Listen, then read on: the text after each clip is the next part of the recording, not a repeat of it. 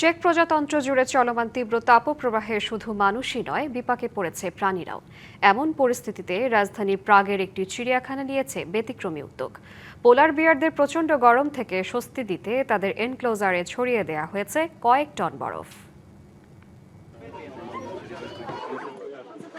বরফে গড়াগড়ি আর খেলায় মত্ত দুই মেরু ভাল্লুক। তীব্র গরমে স্বস্তি দিতে দুই পোলার বিয়ার ভাইয়ের জন্য অভিনব উদ্যোগ নিয়েছে চিড়িয়াখানা কর্তৃপক্ষ।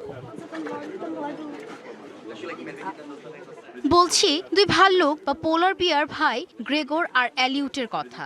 বাংলা কিউআর যেখানে নগদ পেমেন্ট সেখানে।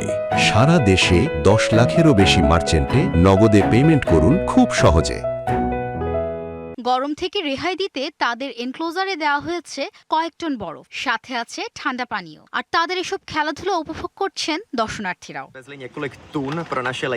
আগের বছরগুলোর মতো এবারও আমরা পোলার বিয়ারের জন্য প্রায় 3 টন বরফ এনেছি। গরমের দিনে এটি তাদের শরীর ঠান্ডা করে। এ বরফ শুধু তাদের শরীর ঠান্ডাই করছে না, বরং তাদের শারীরিক ও মানসিক উদ্দীপনা বাড়াচ্ছে। পুরো গ্রীষ্মকাল জুড়েই আমাদের এই ব্যবস্থা অব্যাহত থাকবে। চিড়িয়াখানা কর্তৃপক্ষ জানায় প্রাগের তাপমাত্রা এখন 33 ডিগ্রি সেলসিয়াস। সামনে এটি 37 ডিগ্রি সেলসিয়াস পর্যন্ত ওঠার কথা রয়েছে। আর তাই তারা যেন গরমে একটু আরামে থাকে তার একটি ছোট্ট চেষ্টা মাত্র। Rahnuma Fermin, DBC news desk.